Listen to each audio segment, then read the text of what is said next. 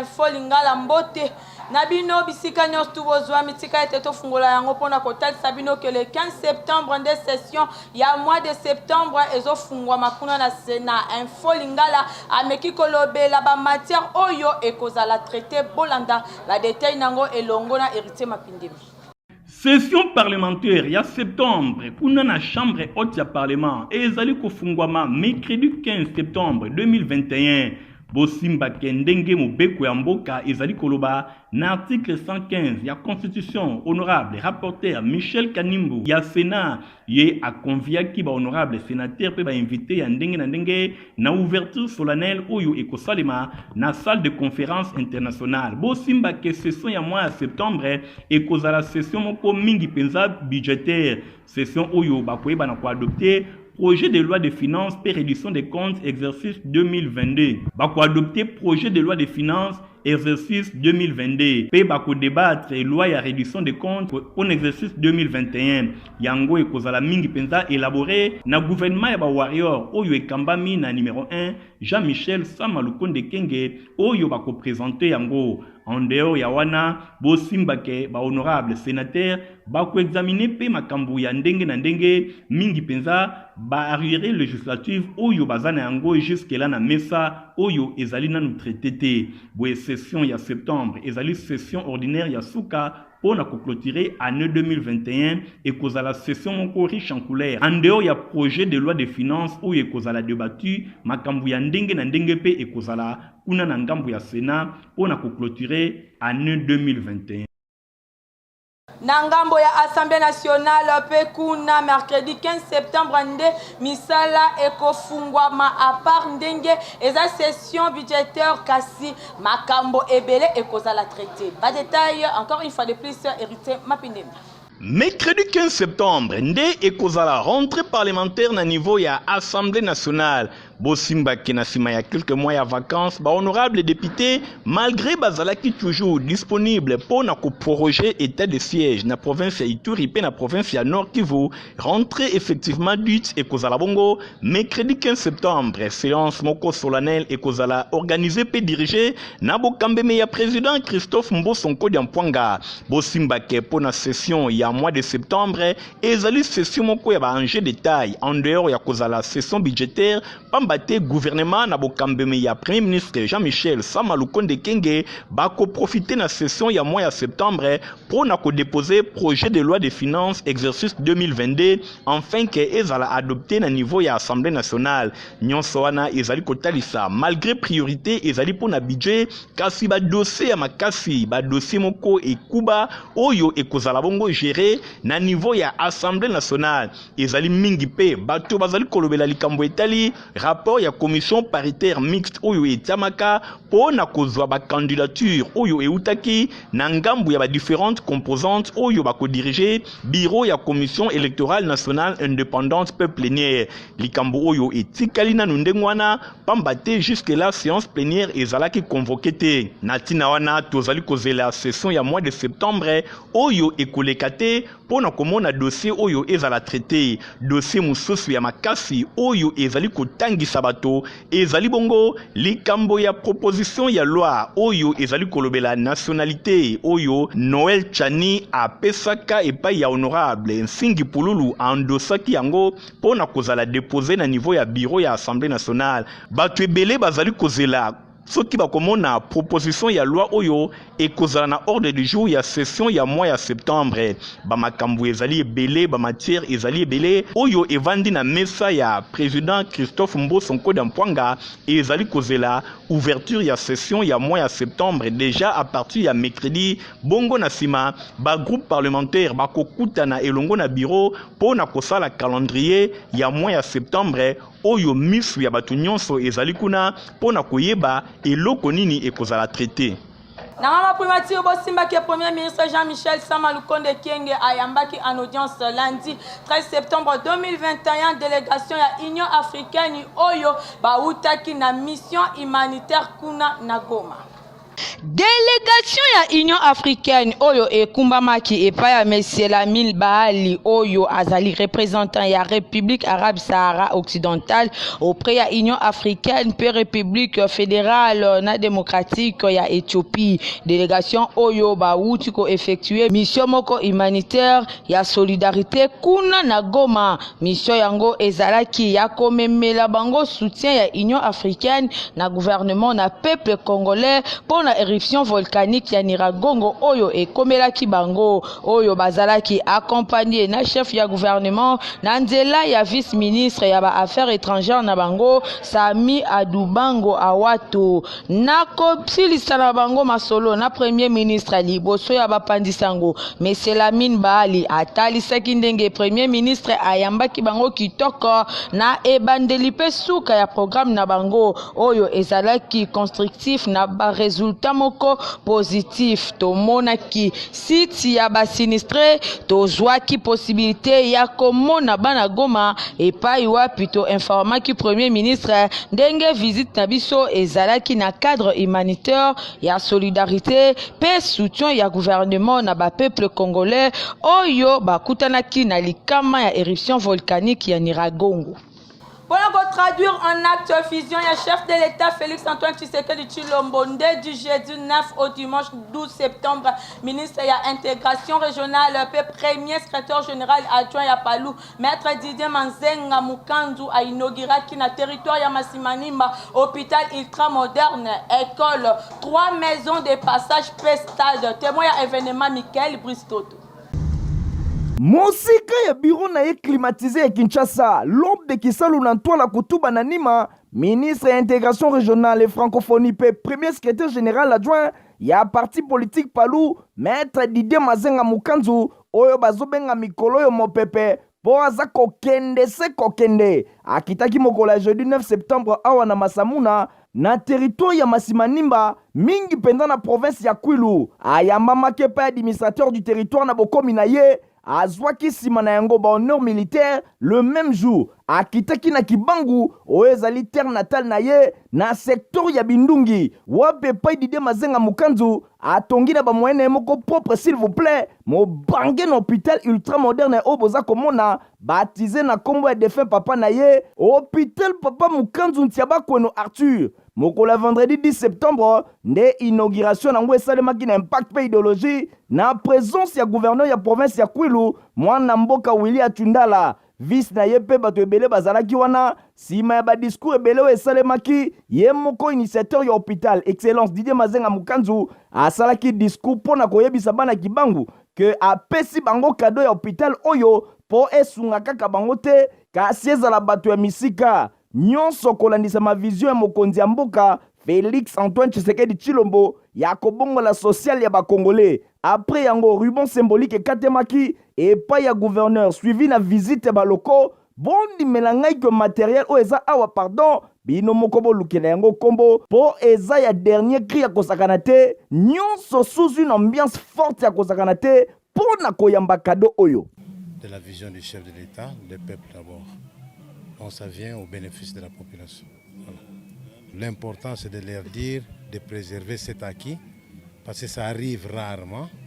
Et bongo samedi 11 septembre, l'homme de Kisalu Nantoala Kutuba Nanima, excellence Didier Mazenga Mukanzu, ayaki nbongo ko inauguré awa na Mukala na secteur ya Kinzenga, ba bâtiment ya sika ya école Kimbau, école yimoko atangela ndenge kaka bokwe komona construction nango déjà komi kokende na suka. Akataki moko ruban symbolique pe asalaki visite ya basal. Kolongwa awa nda kitaki mbala moko na Kinzenga.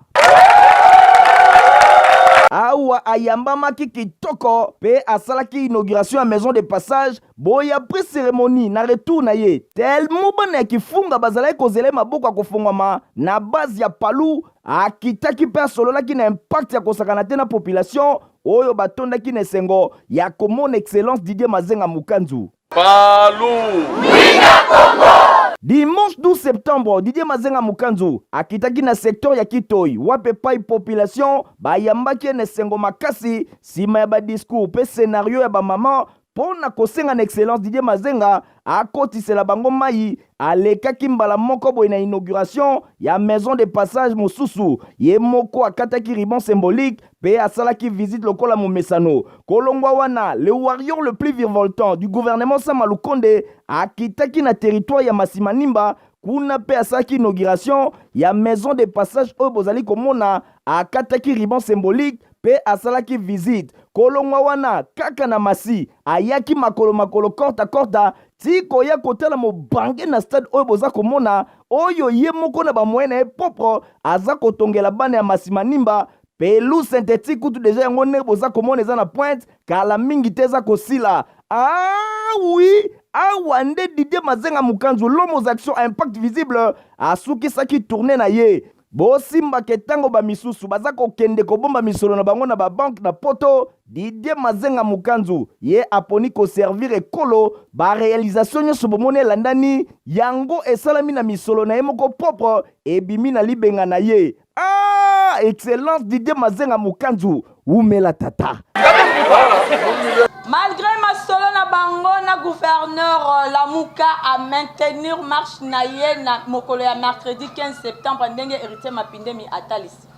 Malgré masolo na bango na gouverneur ya ville ya Kinshasa Jean-Tini Ngobila Mbaka pona oyo etali marche na bango ba projetaki pona mercredi 15 septembre Lamuka plateforme ya Martin Fayulu Madidi elongo na Adolphe Muzitu bango ba boyaki décision ya gouverneur ya ville ya Kinshasa Jean-Tini Ngobila Mbaka oyo a proposaki bango date mosusu bosimbake na sima ya koboya kozwa acte na yango bazongaki mokolo ya lundi 13 septembre na kuna na hôtel de ville et pa wapi ba betaki masolo na gouverneur ya ville ya Kinshasa kasi masolo na bango ba trouvaki compromis pambate numéro 1 ya ville ya Kinshasa a proposaki bango date ya le 17 septembre a proposé bango date oyo pona ye raison a pesi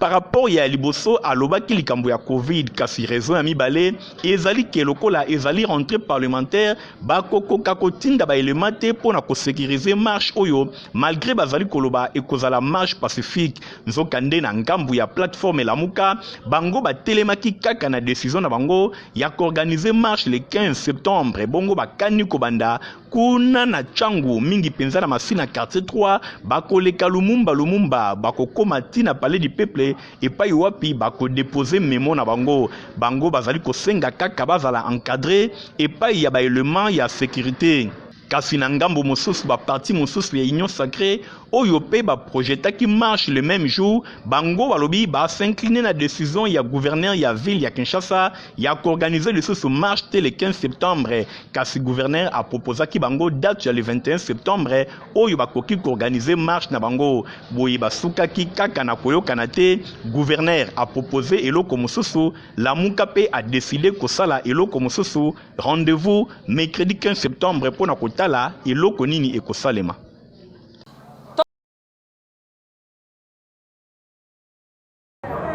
Mobange na réunion oyo ezalaki bongo pona ko redynamiser ba activité ya parti na kombo ya Alliance de paix pour la démocratie et le développement APDD na mokuse parti oyo ekambamaka na mwana mboka Kaya Kinzonzi bosimba ke ba cadre nyonso ba se retrouvaki na siège na bango ya fédération ya Funa et pa wapi ba kutanaki pona ko beta masolo ya parti batalisaki ndenge nini parti ezali kotambola ba présentaki parti pe ba adhésion ba membre et salimaki sur place ba échange ba idée pona oyo etali organisation pe finance ya parti nyonso et salimaki APDD ezali parti oyo ezali ko exister depuis 2006 bango bazali wana pona ko conquérir pouvoir bakani ko présenter ba membre to ba candidat na élection ezali koya na 2023 ba ko présenter ba candidat na niveau nyonso na députation nationale na sénatoriale voire même na ba gouverneur APDD alobi akoti kala simate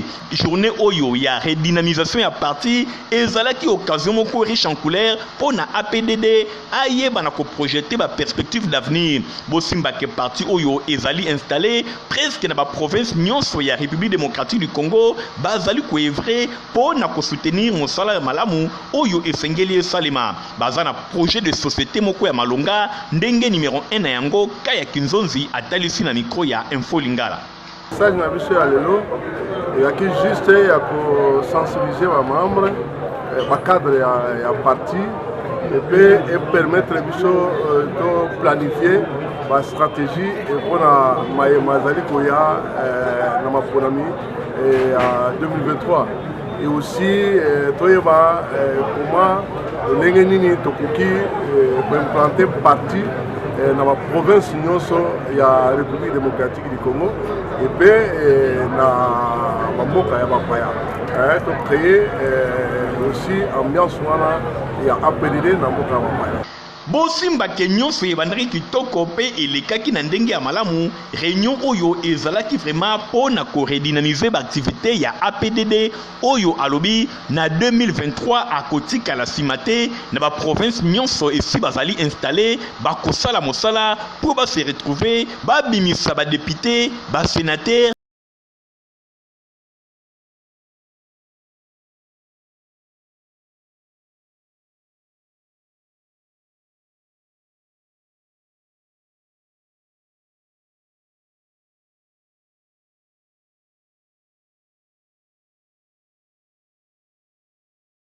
phénomène érosion et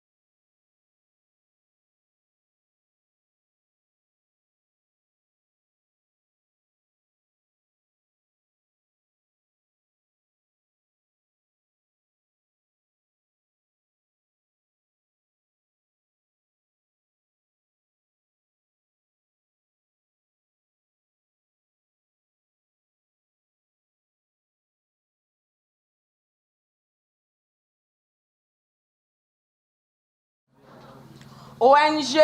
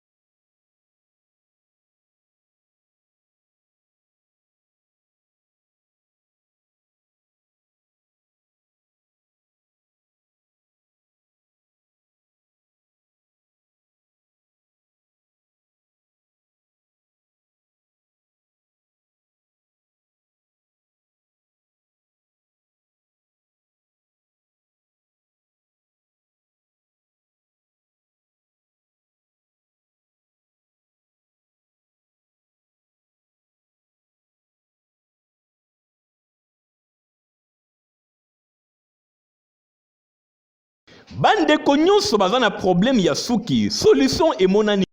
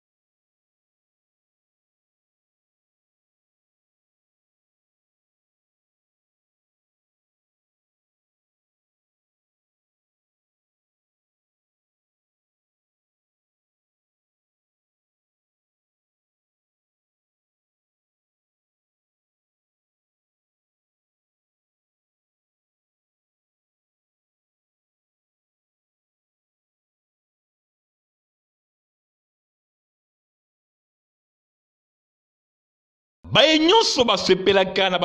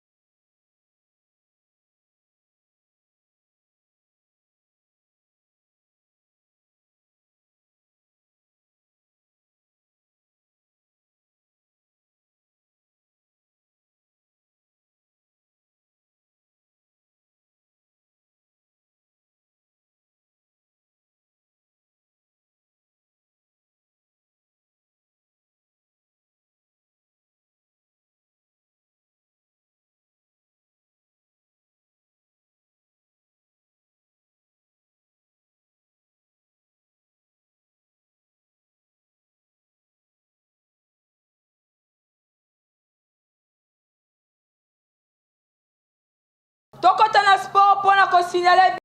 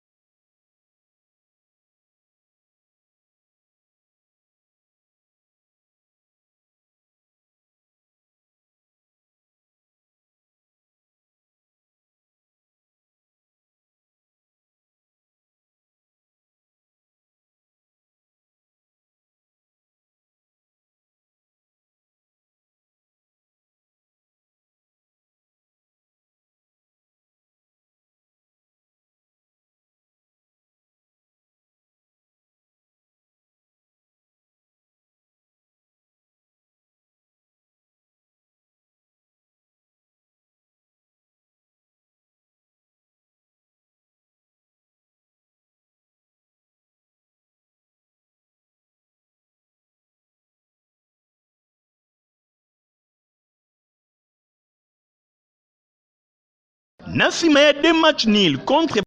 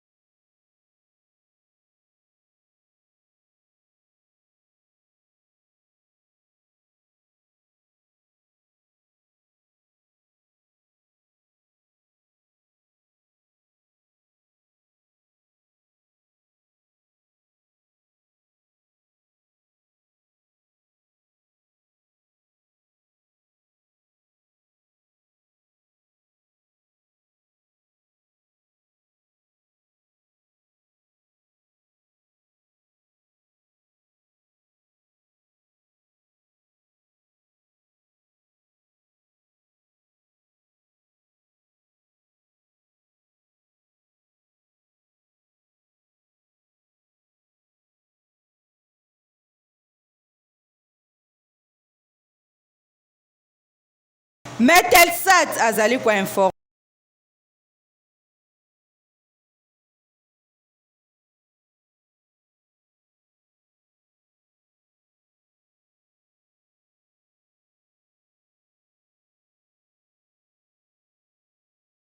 Badate extrême ya mbula ya liboso.